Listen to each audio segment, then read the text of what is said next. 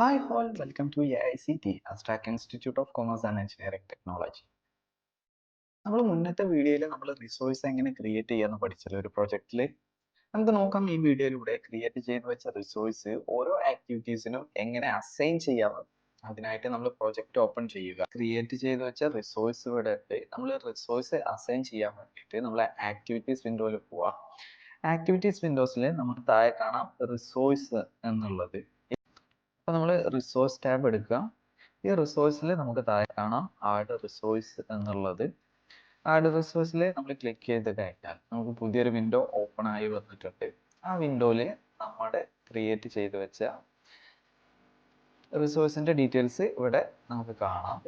ഓരോ വർക്കിന് ആവശ്യമായിട്ടുള്ള റിസോഴ്സ് നമ്മളിവിടെ ആക്ടിവിറ്റീസിന് നമ്മൾ അസൈൻ ചെയ്ത് കൊടുക്കാം. അതിനായിട്ട് നമ്മൾ സൈറ്റ് പ്രിപ്പറേഷൻ എന്നുള്ളതിൽ നമുക്ക് എന്തൊക്കെയാണ് ആവശ്യമായിട്ടുള്ളത്?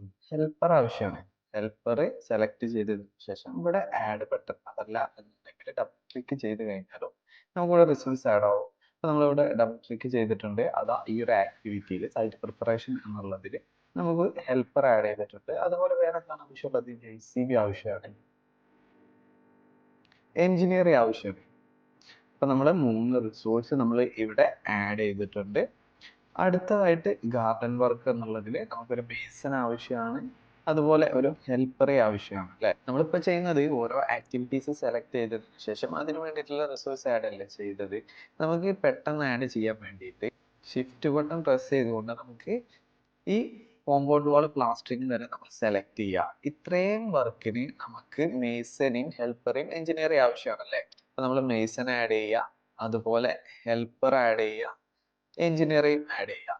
പക്ഷെ നമ്മൾ ആഡ് ചെയ്തിട്ടും ഇവിടെ നമ്മൾ വന്നിട്ടില്ല അല്ലെ, നമുക്ക് റിസോഴ്സിൽ ഡിസ്പ്ലേ ആയിട്ടില്ല. അത് നമ്മൾ മൾട്ടിപ്പിൾ സെലക്ഷൻ ആയതുകൊണ്ടാണ് നമുക്ക് ഇതിൽ ഡിസ്പ്ലേ ആവാത്തത്. അതിനുശേഷം നമ്മൾ ഓരോന്ന് വെച്ച് സെലക്ട് ചെയ്ത് നോക്കിയേ. സോയിൽ ഫില്ലിങ്ങിൽ നമുക്ക് എഞ്ചിനീയർ, ഹെൽപ്പർ, മേസൺ വന്നിട്ടുണ്ട്. പ്ലാന്റിങ്ങിൽ വന്നിട്ടുണ്ട്. നമ്മൾ സെലക്ട് ചെയ്ത എല്ലാ ആക്ടിവിറ്റീസിലും നമുക്ക് റിസോഴ്സ് ഇവിടെ ആഡ് ആയി വന്നിട്ടുണ്ട് അല്ലെ. അടുത്ത ആക്ടിവിറ്റിയാണ് MEP വർക്ക്. അതിൽ നമുക്ക് എന്തൊക്കെയാണ് ആവശ്യമുള്ളത്? നമുക്കൊരു എഞ്ചിനീയർ വേണം അല്ലെ, അതുപോലെ പ്ലംബർ വേണം, ഇലക്ട്രിക്കൽ വേണം. അപ്പൊ നമ്മൾ ആ റിസോഴ്സ് നമ്മൾ ഇവിടെ ആഡ് ചെയ്തിട്ടുണ്ട്. അതുപോലെ ബ്ലോക്ക് വർക്കിൽ നമുക്ക് സോളിഡ് ബ്ലോക്ക് ആവശ്യമാണ് അല്ലേ. അപ്പൊ അത് ഇവിടെ ആഡ് ചെയ്തിട്ടുണ്ട് ബ്ലോക്ക് വർക്കിൽ. അതുപോലെ നമ്മൾ foundation, beam and slab, compound wall foundation, ഇത്രയും ആക്ടിവിറ്റീസിൽ നമുക്ക് കോൺക്രീറ്റ് ആവശ്യമാണ്.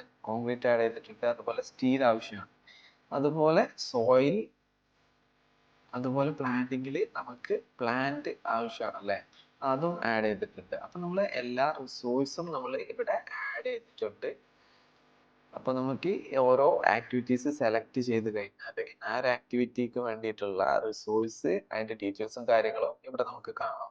നമുക്കിവിടെ ഒരുപാട് ഡീറ്റെയിൽസ് ഡിസ്പ്ലേ ആണ് അല്ലേ. നമുക്ക് ആവശ്യമുള്ളത് മാത്രം മതി ഇവിടെ. അതിനായിട്ട് നമ്മൾ റൈറ്റ് ബട്ടൺ ക്ലിക്ക് ചെയ്തുകൊണ്ട് കസ്റ്റമൈസ് റിസോഴ്സ് കോളം എന്നുള്ള ഡീറ്റെയിൽസ് കൊടുക്കുക. ഇതിൽ നമുക്ക് ആവശ്യമുള്ളത് റിസോഴ്സ് ID നെയിം ഉണ്ട്, അത് ആവശ്യമാണ്.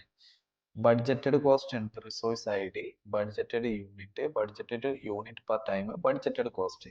ഇത്രയും ആണ് നമുക്ക് ആവശ്യമുള്ളത്. ഇത് നമ്മൾ ആഡ് ചെയ്തതിന് ശേഷം അപ്ലൈ കൊടുക്കുക. അപ്പൊ നമുക്ക് ഇവിടെ ഇപ്പൊ ഡിസ്പ്ലേ ആയിട്ടുണ്ട് ബഡ്ജറ്റഡ് യൂണിറ്റ് എന്താണെന്നും ബഡ്ജറ്റഡ് കോസ്റ്റ്. ഇത്രയും ഡീറ്റെയിൽസ് നമുക്ക് ഇവിടെ ഡിസ്പ്ലേ ആയിട്ടുണ്ട് അല്ലേ.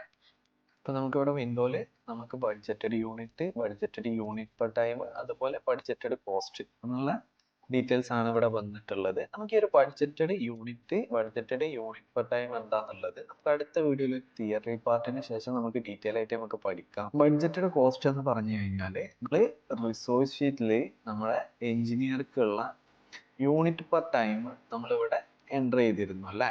അതായത് 150 പെർ അവർ എന്നുള്ളത് ആ ഒരു ഹവർ വെച്ചിട്ട് പെർ യൂണിറ്റ് വെച്ചിട്ട് കാൽക്കുലേറ്റ് ചെയ്ത് വന്നതാണ്. അതായത് ഒരു എഞ്ചിനീയർ 150 രൂപയാണ് പെർ അവർ റേറ്റ് വരുന്നത്. അങ്ങനെ ഒരു ദിവസം എന്ന് പറഞ്ഞു കഴിഞ്ഞാൽ നമുക്ക് 10 മണിക്കൂർ. അപ്പൊ 10 × 150 1500 എന്നുള്ള കണക്കാണ് ഇവിടെ വന്നിട്ടുള്ളത്. അതുപോലെ ഹെൽപ്പർ 10 മണിക്കൂർ നമ്മൾ 90 പെർ അവർ ആണ് എൻ്റർ ചെയ്തിരുന്നത്. അപ്പൊ 10 മണിക്കൂറിന് 10 × 90 900 രൂപ. അപ്പൊ ഇത്തരത്തിലാണ് ഈ ഒരു ബഡ്ജറ്റഡ് കോസ്റ്റ് വന്നിട്ടുള്ളത്. നമുക്ക് ഈ ഒരു ബഡ്ജറ്റഡ് യൂണിറ്റും ബഡ്ജറ്റഡ് യൂണിറ്റ് പെർ ടൈമും ഇത് നമുക്ക് അടുത്ത വീഡിയോയിലൂടെ ഒരു തിയറി പാർട്ടിന് ശേഷം നമുക്ക് പഠിക്കാം. അപ്പൊ കൂടുതലായിട്ടുള്ളത് നമുക്ക് അടുത്ത വീഡിയോയിലൂടെ നോക്കാം.